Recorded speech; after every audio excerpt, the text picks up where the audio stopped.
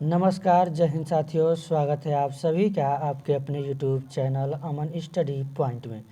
साथियों, आज के वीडियो में बीपीएससी प्राइमरी टीचर के भूगोल के भारत की मिट्टियों से जो बनने वाले प्रश्न हैं उस पे अभ्यास प्रश्न देखेंगे। तो सभी प्रश्न आपके प्रीवियस ईयर एग्ज़ाम में पूछे जा चुके हैं, उन्हीं प्रश्नों को हम आज अभ्यास प्रश्न में देखेंगे। चलिए शुरू करते हैं वीडियो को। और वीडियो को अभी तक आपने शेयर नहीं किया है तो अपने सभी दोस्तों और ग्रुपों में शेयर कर दीजिएगा। पहला प्रश्न है आपके स्क्रीन पर, मृदा निर्माण में रिक्त स्थान अपक्षय और ह्यूमस निर्माण की दर को प्रभावित करते हैं। आंसर की बात यहाँ पर करें तो सबसे पहले आपसे बता दें कि आप लोग भी आंसर लगाएंगे, देखेंगे आपके कितने प्रश्न यहाँ पर सही हो रहे हैं। आंसर जाएगा डी के साथ, मृदा निर्माण में जलवायु अपक्षय और ह्यूमस निर्माण की दर को प्रभावित करते हैं। चलेंगे अगले प्रश्न की ओर। ये प्रश्न एसएससी सीजीएल 2017 में पूछा जा चुका है, तो सभी प्रश्न महत्वपूर्ण है, किसी न किसी एग्जाम में पूछे गए हैं। सभी प्रश्न जो है आपके लिए महत्वपूर्ण साबित होंगे। चलिए देखते हैं अगले प्रश्न को। मृदा का लवणीकरण किस कारण होता है? तो मृदा का जो लवणीकरण होता है यह जो है अधिक सिंचाई के कारण होता है, ज़्यादा पानी लगने से मिट्टी में। आंसर लगाएंगे सी के साथ। चलेंगे अगले प्रश्न की ओर। मृदा की लवणता मापी जाती है, तो मृदा की जो लवणता है वह मापी जाती है चालकता मापी से। आंसर जाएगा ए के साथ। आप लोग आंसर अपने मन में लगाएंगे और कमेंट में बताएंगे आपके कितने प्रश्न सही हुए हैं। अगला प्रश्न देखेंगे। निम्नलिखित राज्यों में से किस में भारत की सबसे बड़ी अंतर्देशीय लवणीय आर्द्र भूमि है? तो यहाँ पर जो राजस्थान है, राजस्थान यहाँ पर जो है सबसे बड़ी अंतर्देशीय लवणीय आर्द्र भूमि स्थित है। आंसर लगाएंगे डी के साथ। चलेंगे अगले प्रश्न की ओर। मिट्टी में लवणता यानी खारापन एवं क्षारीयता की समस्या का समाधान है। आंसर हो जाएगा ए के साथ, खेतों में जिप्सम का उपयोग करना, यानी जिप्सम का उपयोग करके लवणता यानी खारापन और क्षारीयता की समस्या को कम किया जा सकता है। आंसर हो जाएगा ए। चलेंगे अगले प्रश्न की ओर। तेजाब मिट्टी को कृषि योग्य बनाने हेतु निम्नलिखित में से किसका उपयोग किया जा सकता है? तो इसमें प्रयोग किया जा सकता है लाइम का। आंसर होगा विकल्प बी। अगला प्रश्न देखेंगे। एल्युमिनियम तथा आयरन ऑक्साइड के अत्यधिक मात्रा वाली मृदा को कहा जाता है? तो एल्युमिनियम तथा आयरन ऑक्साइड, लाल मिट्टी जो होती है उसमें भी आयरन यानी लौह पदार्थ पाए जाते हैं। यहाँ पर अगर हम बात करें आंसर की, पेड़ लफर मृदा हो जाएगा। आंसर भी यहाँ पर सही हो जाएगा। चलेंगे अगले प्रश्न की ओर। प्रचुर कैल्शियम वाली मृदा को क्या कहा जाता है? जो प्रचुर कैल्शियम वाली मृदा है उसे कहा जाता है पेड़ लफर। आंसर विकल्प यहाँ पर हमारा बी हो जाएगा। चलेंगे अगले प्रश्न की ओर।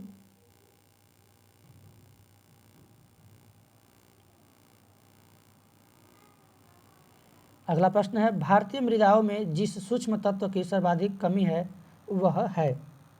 तो भारतीय मृदाओं में जो सबसे सूक्ष्म तत्व की कमी है जस्ता। आंसर यहाँ पर लगाएंगे डी के साथ। चलेंगे अगले प्रश्न की ओर। मृदा जल के माध्यम से शीर्ष मृदा से अवमृदा में खनिजों के स्थानांतरण की क्रिया को क्या कहते हैं? मृदा जल के माध्यम से शीर्ष मृदा से अवमृदा में खनिजों के स्थानांतरण की क्रिया को पार्श्वसन कहते हैं। आंसर यहाँ पर विकल्प डी सही हो जाएगा। डी नहीं, यहाँ पर सॉरी, प्रक्षालन कहते हैं, यानी विकल्प यहाँ पर हमारा सही होगा सी। चलेंगे अगले प्रश्न की ओर। भारत में बंजर भूमि का सबसे बड़ा हिस्सा किस राज्य का है? तो भारत में सबसे बड़ा जो बंजर भूमि का हिस्सा है वह राजस्थान में है। जीके का भी यह प्रश्न है, काफ़ी महत्वपूर्ण है। आंसर लगाएंगे डी के साथ। चलेंगे अगले प्रश्न की ओर। अगला प्रश्न है आपके स्क्रीन पर, भारत के उत्तरी मैदानों की मृदा सामान्यतः कैसे बनी है? तो भारत के उत्तर की जो मृदा है वह सामान्यतः जो है तल्लोचन द्वारा बनी है। आंसर यहाँ पर विकल्प भी सही होगा। चलेंगे अगले प्रश्न की ओर। निम्नलिखित में से कौन सा मृदा से संबंधित है? तो ईडेफिक यह जो है मृदा से संबंधित है। विकल्प भी यहाँ पर सही हो जाएगा। अगला प्रश्न देखेंगे। एंटीसोल है। एंटीसोल यह जो है जलोढ़ मिट्टी है। आंसर यहाँ पर लगाएंगे बी के साथ। अगला प्रश्न देखेंगे। भारत भूमि पर सबसे अधिक व्यापक रूप में कौन सी मिट्टी फैली हुई है? तो सबसे अधिक जो मिट्टी फैली हुई है भारत भूमि पर जलोढ़ मिट्टी, इसका प्रतिशत सबसे ज़्यादा है। पहले नंबर पर है, लगभग 40% इसकी मात्रा है। चलेंगे अगले प्रश्न की ओर।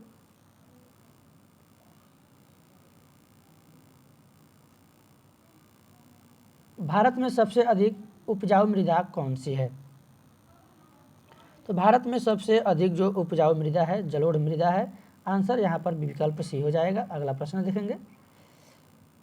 कौन सी मिट्टियों में सैकड़ों वर्षों से कृषि कार्य बिना अधिक खाद दिए हुए चलता रहा है? तो यहाँ पर आंसर होगा काली और कछारी यानी जलोढ़ मिट्टियाँ जो सबसे अधिक उपजाऊ होती हैं। आंसर यहाँ पर सी होगा। अगला प्रश्न देखेंगे। निम्नलिखित में से वह कौन सी फसल है जो जलोढ़ मिट्टी में उगती है और जिसके लिए प्रचुर मात्रा में पानी की आवश्यकता होती है? तो जो धान होता है, धान यानी चावल, धान से चावल बनता है। तो यहाँ पर ऑप्शन सी हो जाएगा। और पानी को जो है जल जो हमारा चावल है उसको धान की खेती के लिए प्रचुर मात्रा में पानी की आवश्यकता होती है। आंसर यहाँ से भी आप दिमाग लगाकर लगा सकते हैं।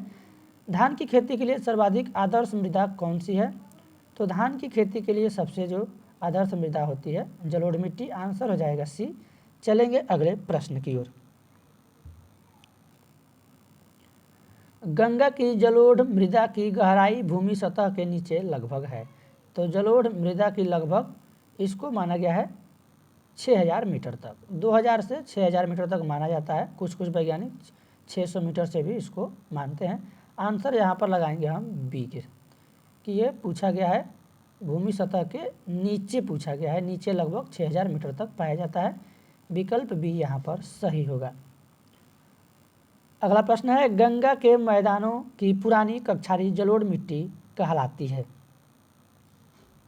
तो गंगा के जो मैदानों की पुरानी जलोढ़ मिट्टी है वह बांगर मिट्टी कहलाती है। आंसर यहाँ पर विकल्प ए सही होगा। चलेंगे अगले प्रश्न की ओर। गंगा घाटी में बांगर मिट्टी पाई जाती है। तो गंगा घाटों में नदी के नितल में पाई जाती है। आंसर यहाँ पर लगाएंगे 22 नंबर। यहाँ पर आंसर हमारा बाढ़ की वर्तमान सीमाओं के ऊपर। आंसर यहाँ पर सी हो जाएगा, बी नहीं होगा। चलेंगे अगले प्रश्न की ओर। भारत की उत्तरी मैदान किस से बना है? तो भारत का जो उत्तरी मैदान है वह जलोढ़ मिट्टी यानी मृदा से बना है। आंसर हो जाएगा सी विकल्प। चलेंगे अगले प्रश्न की ओर। हिमालय की तलहटी में जलोढ़ पंखों को कहा जाता है। हिमालय की मिट्टी में जलोढ़ पंखों को भाबर कहा जाता है। आंसर यहाँ पर हो जाएगा विकल्प डी। अगला प्रश्न देखेंगे। किसी शुष्क प्रदेश में बृहत सारे जलोढ़ शंकुओं के सम्मिलित होने से बना निरक्षेपण लक्षण कहलाता है? यह कहलाता है वालसोन। आंसर यहाँ पर विकल्प ए हो जाएगा। अगला प्रश्न देखेंगे। अगला प्रश्न है। भारत की निम्नलिखित मृदाओं में से कौन सी बेसाल्ट लावा के अपक्षय के कारण निर्मित हुई है? तो यहाँ पर अगर बात करें रेगुर मिट्टी की, यह जो है यह मृदा बेसाल्ट लावा के अपक्षय के कारण निर्मित हुई है। आंसर यहाँ पर हो जाएगा बी। चलेंगे अगले प्रश्न की ओर। काली मिट्टी और किस नाम से जानी जाती है? तो काली मिट्टी जो है यह रेगुर मिट्टी के नाम से भी जानी जाती है। आंसर यहाँ पर हो जाएगा डी। चलेंगे अगले प्रश्न की ओर।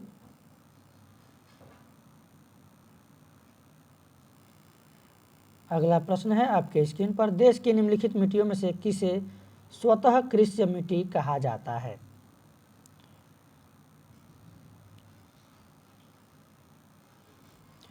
तो यहाँ पर जो है जो काली मिट्टी है इसे स्वतः कृष्य मिट्टी कहा जाता है। विकल्प सी यहाँ पर सही हो जाएगा। अगला प्रश्न देखेंगे।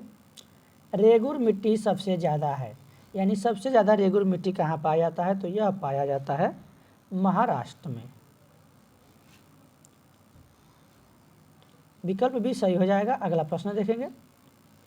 रेगुड़ मिट्टी यानी जो काली मिट्टी है किसकी कृषि के लिए सर्वाधिक उपयुक्त होती है, तो यहाँ पर आंसर जो हमारा जाएगा बी के साथ, कपास के लिए काली मिट्टी जो है सर्वाधिक उपयुक्त होती है। चलेंगे अगले प्रश्न की ओर। किस मृदा को कम सिंचाई की आवश्यकता होती है, तो जो काली मिट्टी है उसको जो है कम सिंचाई की आवश्यकता होती है। आंसर यहाँ पर हो जाएगा ए। चलेंगे अगले प्रश्न की ओर।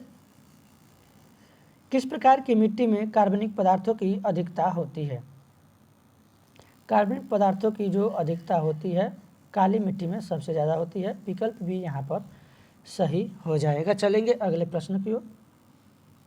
अगला प्रश्न है आपके स्क्रीन पर। महाराष्ट्र में सर्वाधिक मात्रा में पाए जाने वाली उपलब्ध मृदा का प्रकार है, तो एक ही प्रश्न को कई तरह से घुमा दिया गया है।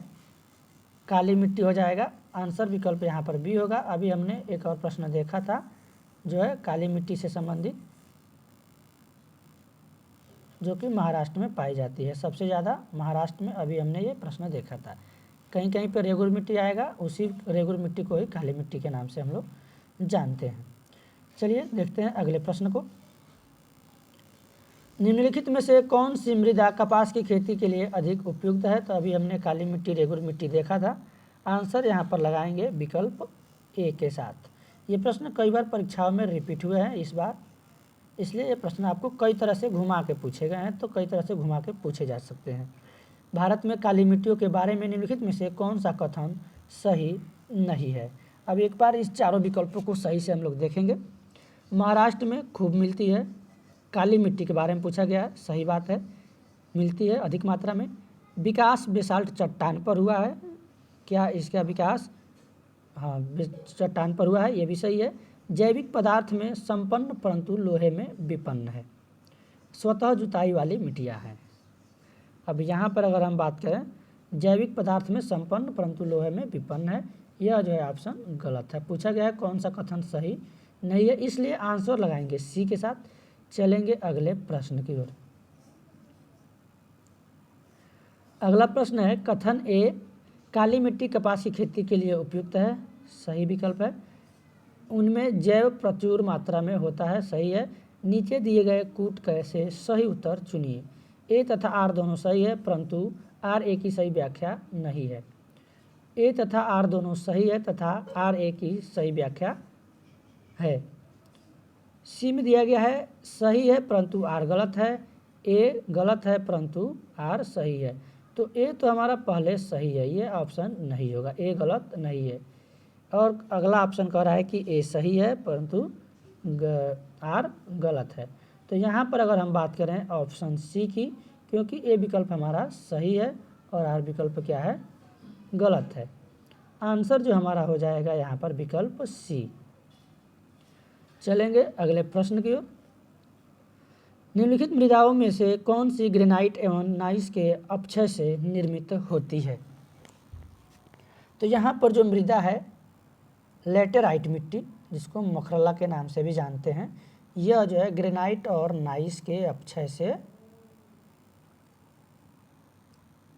निर्मित होती है। जब आप लोग चट्टान पढ़ेंगे, जब चट्टान के प्रश्न हम लोग करेंगे, अगला टॉपिक हम लोग चट्टान से प्रश्न लेंगे, तो उसमें ग्रेनाइट, नाइस, चट्टान के आग्नेय जो चट्टान है आग्नेय शैल है, अवसादी शैल है, जो परतदार और अवसादी शैल जो भी हम लोग पढ़ेंगे उसमें ये सब नाम हमको देखने को मिलेंगे, ग्रेनाइट और नाइस। तो पहली बार सुनने पर थोड़ा सा इसको आपको कम समझ में आएगा। आंसर डी लगाएंगे। चलेंगे अगले प्रश्न की ओर। चट्टान वाले हम लोग टॉपिक इसके बाद करेंगे, उसके प्रश्न देखेंगे। लेटराइट मिट्टियों के बनने में निम्नलिखित प्रकार से के प्रदेशों में कौन सा सहायक है। लेटराइट मिट्टियों के बनने में निम्नलिखित प्रकार के प्रदेशों में से कौन सा सहायक है। आंसर यहाँ पर अगर हम बात करें उच्च वर्षा एवं उच्च तापमान प्रदेश, यह जो है प्रदेश, इस प्रकार के प्रदेश लेटराइट मिट्टियों के बनने में सहायक होते हैं। आंसर हो जाएगा विकल्प ए। चलेंगे अगले प्रश्न की ओर।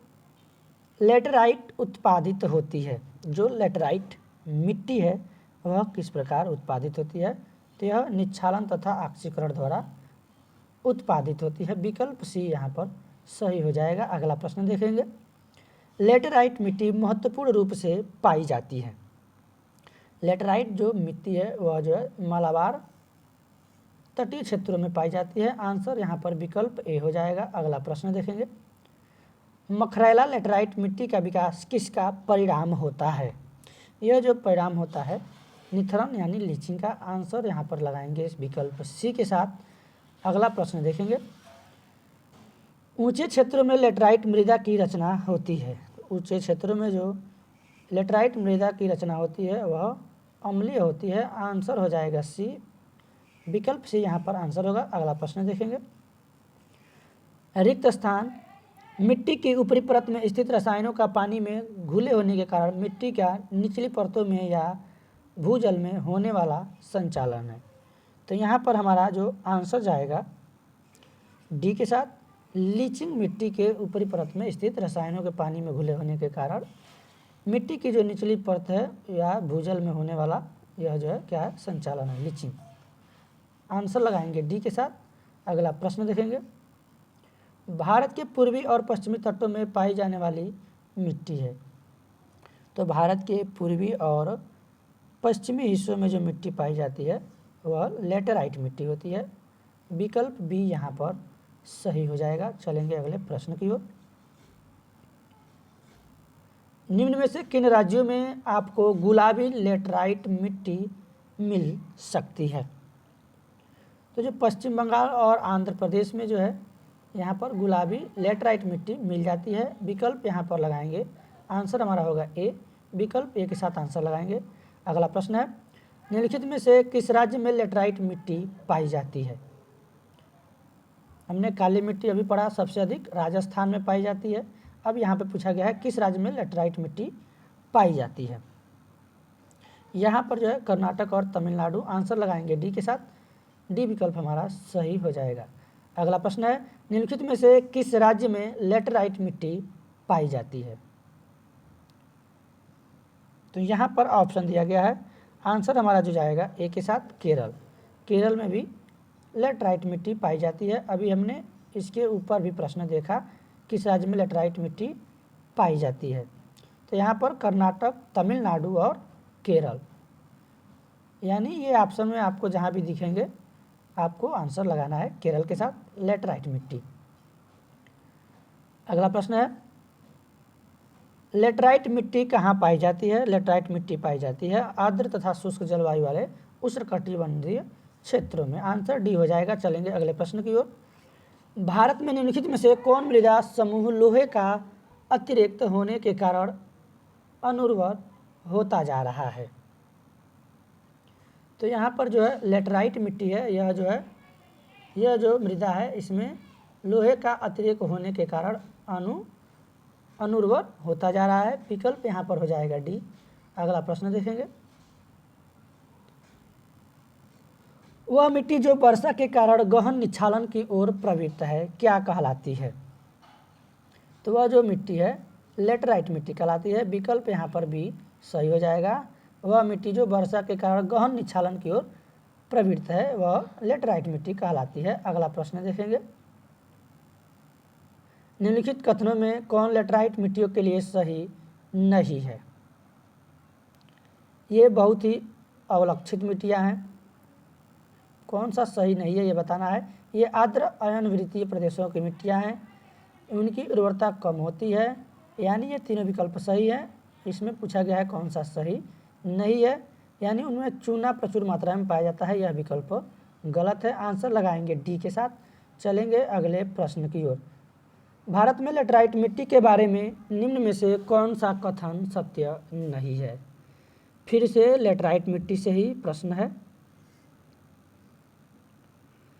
ये मौसमी वर्षा वाले उष्णकटिबंधीय क्षेत्रों की विशिष्ट मिट्टियाँ हैं। ये सही है। इन मिट्टियों का प्रथम अध्ययन बुकानन द्वारा किया गया था। लेटेराइट मिट्टियों का जो अध्ययन है यह प्रथम अध्ययन बुकानन के द्वारा किया गया था। इसको आप लोग याद रखेंगे, हो सकता है यहाँ से भी प्रश्न बन जाए। किसके द्वारा किया गया था? लेटराइट मिट्टियों का जो अध्ययन है सर्वप्रथम बुकानन के द्वारा किया गया था। सही है। ये लोहांश में विपन्न परंतु नाइट्रोजन में संपन्न है। यह ऑप्शन गलत है, क्योंकि यह जो है, अभी हमने एक प्रश्न पढ़ा कि लोहे के ही कारण क्या हो रही है, इसका ये प्रश्न हमने अभी देखा था। तो विकल्प यहाँ पर सी हमारा हो जाएगा। यहाँ मृदा समूह लोहे का अतिरिक्त होने के कारण अनुर्वर होता जा रहा है। तो यहाँ पर जो है सी विकल्प हमारा सही होगा।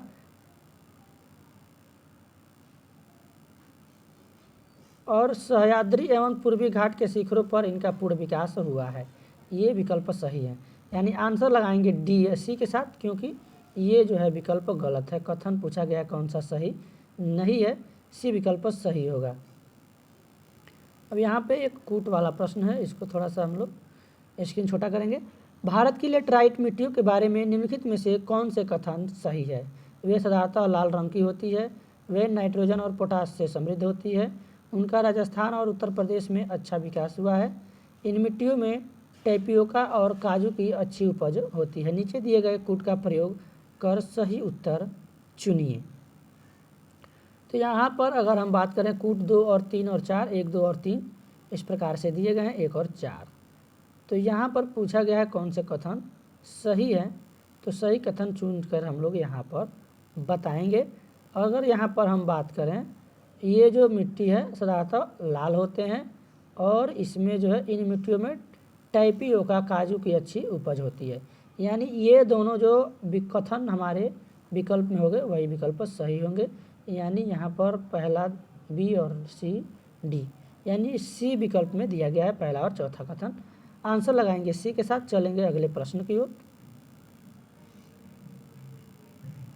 कथन ए, लेटराइट मृदाएं लाल रंग तथा गठन में स्थूल होती हैं।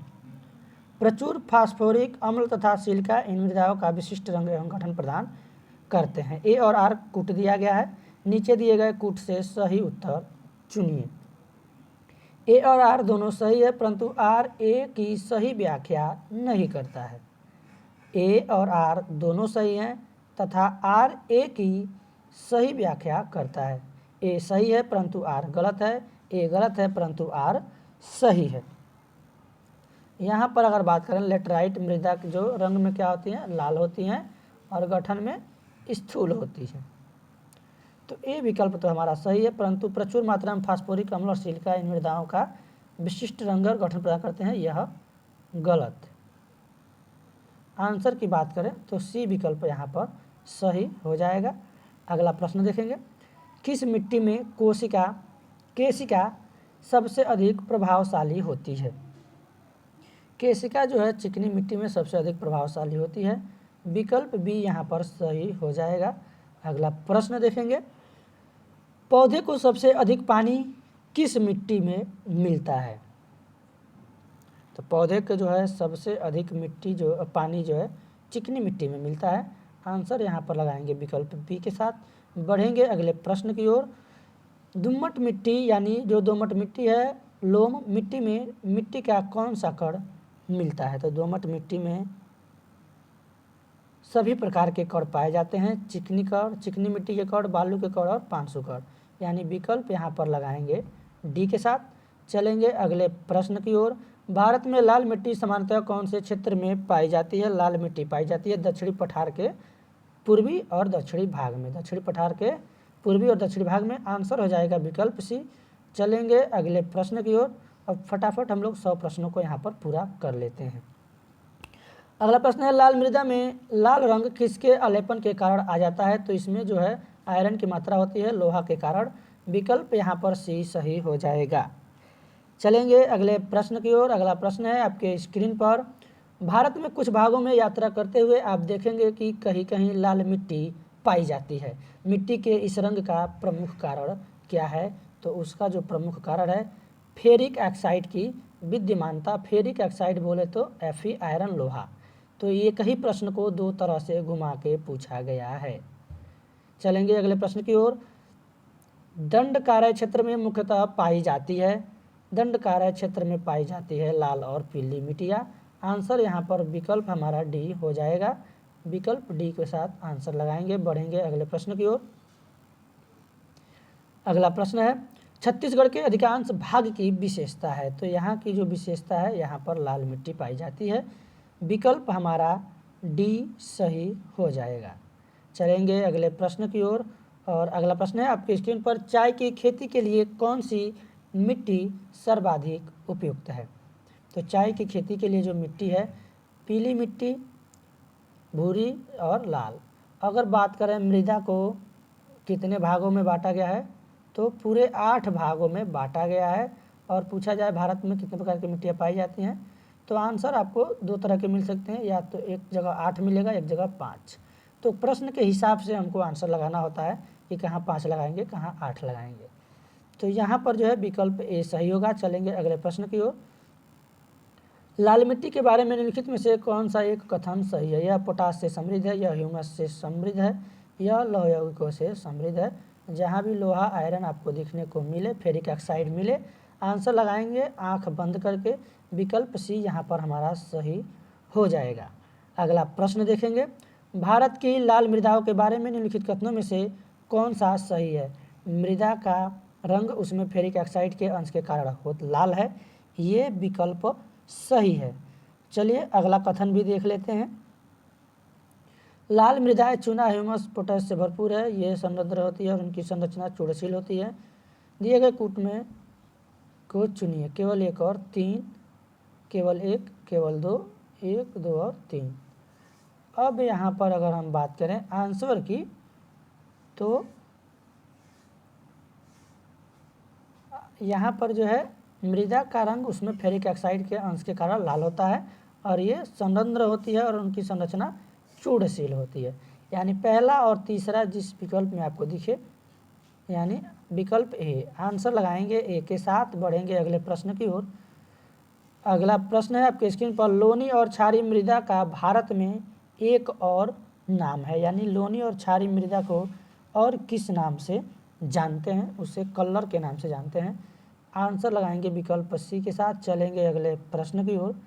अगला प्रश्न है आपके स्क्रीन पर, उच्च अक्षांश के चीड़ के वन की राख जैसी धूसर मृदा इस नाम से जाने जाते हैं।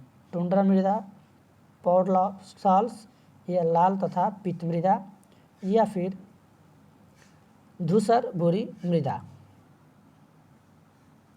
तो यहाँ पर आंसर लगाएंगे सी के साथ। इसको पॉडसाल्स के नाम से जानते हैं। आंसर यहाँ पर सी हो जाएगा। अगला प्रश्न है, पॉडजॉल क्या है। पॉडजॉल यह जो है कोड़धारी वन प्रदेशों में पाई जाने वाली एक मृदा है, मिट्टी का प्रकार है। पॉडजॉल यह कोड़धारी वन प्रदेशों में पाई जाने वाली मृदा है। आंसर लगाएंगे बी के साथ। अगला प्रश्न देखेंगे, कौप मिट्टी पाई जाती है। कौप मिट्टी पाई जाती है, यह जो है नदियों के घाटियों में कौप मिट्टी पाई जाती है। अगला प्रश्न देखेंगे, नदी के किनारे के साथ साथ नवीन कांप द्वारा निर्मित बाढ़ का मैदान कहलाता है। तो जो नदी के किनारे के साथ साथ नवीन कांप यह जो है निर्मित बाढ़ का जो मैदान है, वह खादर मिट्टी कहलाता है। खादर के नाम से इसको हम लोग जानते हैं। आंसर हो जाएगा विकल्प ए। चलेंगे अगले प्रश्न की ओर। और अगला प्रश्न है आपकी स्क्रीन पर, निम्नोक्त पद्धतियों में से किस इसको होना चाहिए, निम्नांकित पद्धतियों में से किस एक मृदा की उर्वरता फिर से स्थापित करने के लिए प्रयोग करते हैं। तो यहाँ पर जो है परती छोड़ना, परती, अगर खेत को मैदान को परती छोड़ दिया जाए, यानी उसमें कोई भी फसल न बोया जाए, तो उससे जो है मृदा की उर्वरता फिर से स्थापित हो जाएगी, यानी उर्वरता बढ़ जाएगी। यहाँ पर विकल्प सी हो जाएगा। चलेंगे अगले प्रश्न की ओर। अगला प्रश्न है, फसलों का आवर्तन क्यों अनिवार्य है। अब फसलों का आवर्तन यानी क्यों अनिवार्य है, फसल बदल बदल कर क्यों बोई जाती है, जिससे मृदा की उर्वरता बढ़ाई जा सके। बढ़ाने के लिए विकल्प यहाँ पर ए सही होगा। अगला प्रश्न देखेंगे, निम्नलिखित में से कौन सी विधि मृदा की उर्वरता और नमी के संरक्षण में मदद नहीं करती है। समोच्च रेखीय जुताई, वर्षाधीन खेती, पट्टीदार खेती या फिर स्थानांतरित। तो यहाँ पर जो स्थानांतरित कृषि है, खेती है, यह जो है विधि मृदा की उर्वरता और नमी को संरक्षण में मदद नहीं करती है। विकल्प डी यहाँ पर आंसर हो जाएगा। मृदा अपरदन रोका जा सकता है। तो मृदा का अपरदन रोकने के लिए अति चराई करेंगे, पशु चरेंगे तो उनके पैरों से, खुरों से मिट्टी का कटाव होगा। वनस्पति का उन्मूलन होगा तो उससे भी मिट्टी का कटाव होगा। पक्षी की संख्या में वृद्धि द्वारा इससे मिट्टी का जो है अपरदन नहीं रुकेगा, बल्कि वनों का रोपण करने के द्वारा जो है मृदा अपरदन को रोका जा सकता है। आंसर हो जाएगा विकल्प सी। चलेंगे अगले प्रश्न की ओर। पर्वतीय स्लोपों पर मृदा अपरदन को किस प्रकार नियंत्रित किया जा सकता है? तो सभी प्रश्न जो है अब अपरदन से आ रहे हैं, ये मृदा से ही संबंधित प्रश्न है। तो पर्वतीय स्लोपों पर जो मृदा का अपरदन है उसको रोकने के लिए समोच्च रेखीय जुताई करनी चाहिए। आंसर हो जाएगा विकल्प डी। चलेंगे अगले प्रश्न की ओर। मृदा अपरदन क्षेत्र के उपचार हैं। समोच्च क्षेत्र की किनाराबंदी, भू उपयोग का विनियमन, वृक्षों की कटाई या फिर पशुओं को चराने की छूट देना। तो पशुओं को चराने की छूट देंगे तो यह जो है इससे मृदा का अपरदन होगा, बल्कि उपचार नहीं होगा। वनों की कटाई करेंगे तो मृदा अपरदन और बढ़ेगी, न कि उसका उपचार होगा। भू उपयोग का विनियमन से भी उपचार नहीं होगा। समोच्च क्षेत्र का किनाराबंदी करने से जो है मृदा अपरदन का यहाँ पर उपचार हो पाएगा। विकल्प लगाएंगे ए के साथ। सॉरी, यहाँ पर कूट वाले प्रश्न है तो थोड़ा सा एक बार कूट को ध्यान में रखते हुए आंसर लगाएंगे, क्योंकि हम लोग जल्दीबाजी में इस प्रकार आंसर लगा देते हैं और आंसर हमारा गलत हो जाता है। यहाँ पर अगर बात करें समोच्च रेखीय किनाराबंदी, ये सही है, ये दोनों विकल्प गलत हैं, इससे अपरदन बढ़ेगा। भू उपयोग का विनियमन, यहाँ पर आंसर लगाएंगे ए और बी, यानी विकल्प ए हमारा सही हो जाएगा। चलेंगे अगले प्रश्न की ओर। अगला प्रश्न है, निम्नलिखित में से कौन सा एक मृदा अपरदन का कारण नहीं है? तो मृदा अपरदन का जो कारण है यहाँ पर अपवाहन भी है, वन उन्मूलन भी है, अधिक चराई भी है। अपक्षय जो है यहाँ पर अपरदन का कारण नहीं है, इसलिए विकल्प यहाँ पर सी सही हो जाएगा। अगला प्रश्न देखेंगे। मृदा के कटाव को रोकने के लिए बड़े पैमाने पर वृक्ष लगाने को क्या कहते हैं? तो इसको जो हम लोग आश्रय पट्टी कहते हैं। विकल्प यहाँ पर हो जाएगा ए। अगला प्रश्न देखेंगे। अगला प्रश्न है आपके स्क्रीन पर। किसी मरु क्षेत्र में मृदा अपरदन को रोका जा सकता है, तो उसको रोकने के लिए जो है वनरोपण या फिर पेड़ लगाना चाहिए। विकल्प यहाँ पर अगर बात करें तो सी आंसर हो जाएगा। अगला प्रश्न देखेंगे।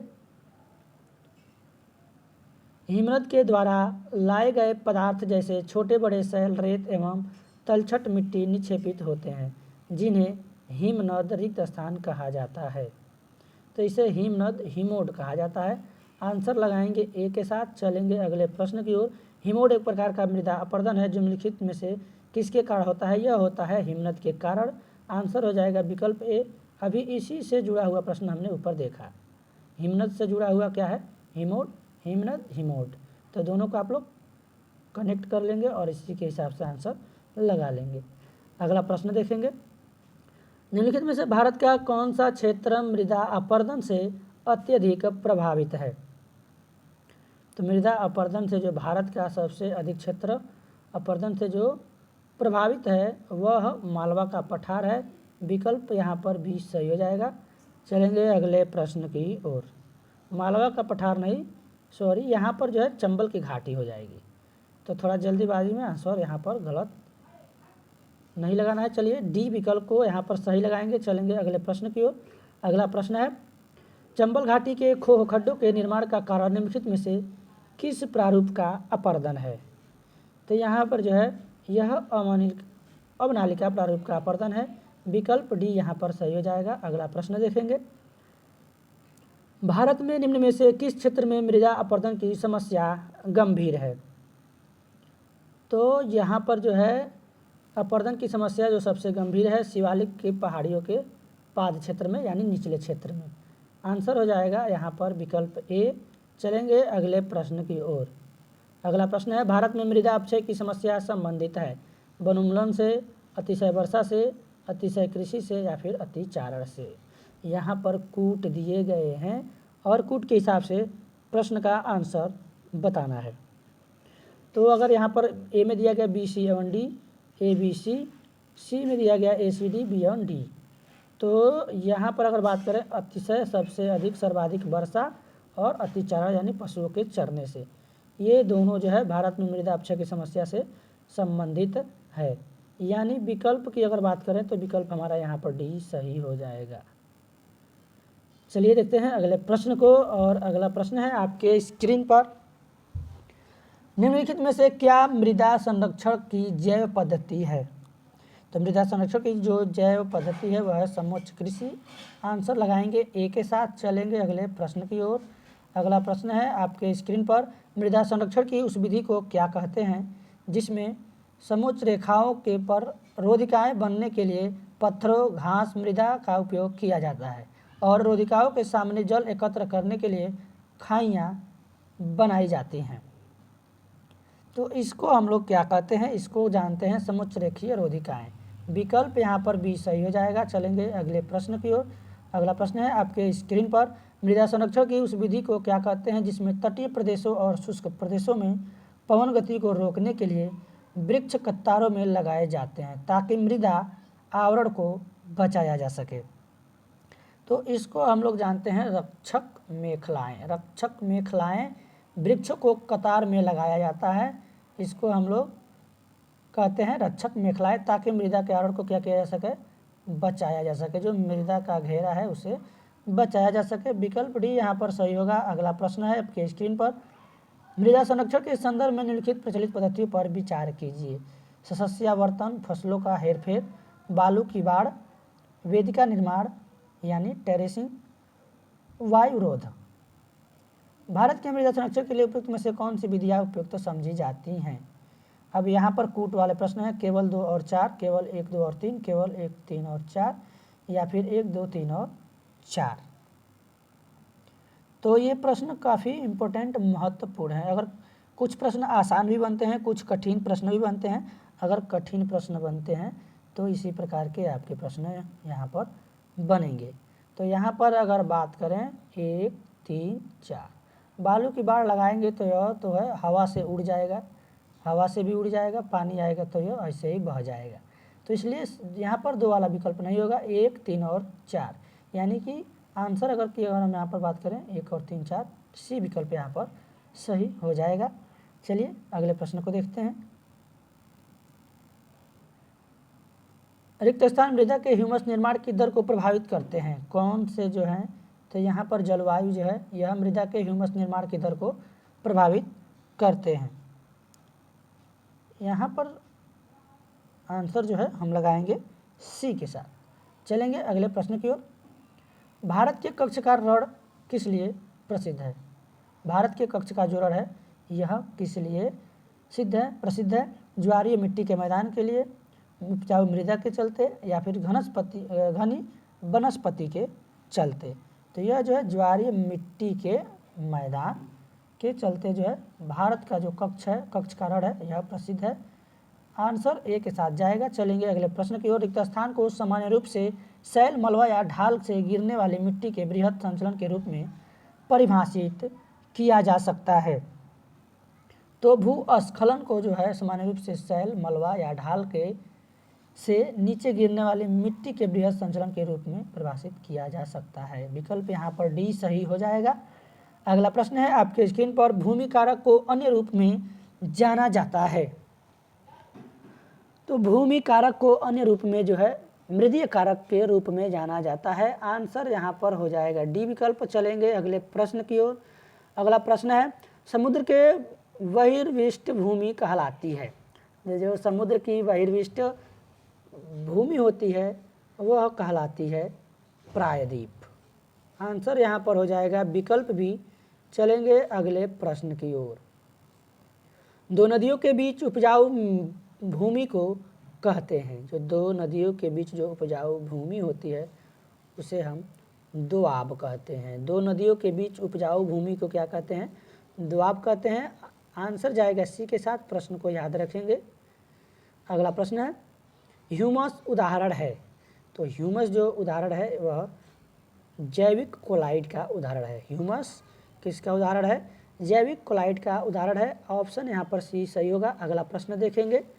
अगला प्रश्न है आपके स्क्रीन पर, निम्नलिखित में से कौन सा एक भारत के भूवैज्ञानिक समूहों के बनने का उनकी आयु के आधार पर सही क्रम है? भूवैज्ञानिक समूहों के बनने का उनकी आयु के आधार पर सही क्रम है, बताना है। आंसर यहाँ पर जो हमारा जाएगा अरावली, धारवाड़, कड़पा और विंध्य, यानी विकल्प ए यहाँ पर सही हो जाएगा। अगला प्रश्न है, भारत में सर्वाधिक क्षारीय क्षेत्र पाया जाता है। तो भारत में जो सबसे अधिक क्षारीय क्षेत्र पाया जाता है वह पाया जाता है उत्तर प्रदेश राज्य में। तो ये यूपीपीसीएस मेन एग्जाम में पूछा गया है। अगला प्रश्न देखेंगे, लावा मिट्टी पाई जाती है। तो लावा मिट्टी पाई जाती है मालवा के पठार में। आंसर हो जाएगा विकल्प सी। और आखिरी प्रश्न है इस वीडियो का, पश्चिमी राजस्थान की मिट्टी में किसकी मात्रा अधिक है? तो इसी के साथ इस वीडियो में 100 प्रश्न समाप्त हुए। और आपको आंसर बता दें, पश्चिमी राजस्थान की मिट्टी में जो किसकी मात्रा अधिक है, यह प्रश्न हम लोग शुरू में ही किए थे। आप लोग शुरू से प्रश्न देखेंगे तो आपको याद होगा। इसमें कैल्शियम की मात्रा अधिक होती है पश्चिमी राजस्थान की मिट्टी में। यानी कुछ प्रश्न यहाँ पर कई बार रिपीट हुए हैं, कई बार परीक्षाओं में पूछे गए हैं, इसलिए यहाँ पर रिपीट किया गया है। विकल्प ए यहाँ पर सही होगा। तो साथियों, आज के वीडियो में बस इतना ही। वीडियो पसंद आया हो तो वीडियो को लाइक और शेयर करना ना भूलें, और चैनल पर पहली बार है तो चैनल को सब्सक्राइब कर लें। और ये प्रश्न आपका जो है आईएएस प्री एग्जाम में पूछा गया है, देख सकते हैं। तो सभी प्रश्न आपके महत्वपूर्ण थे। तो चलिए, आज की वीडियो में बस इतना ही। धन्यवाद। जय हिंद।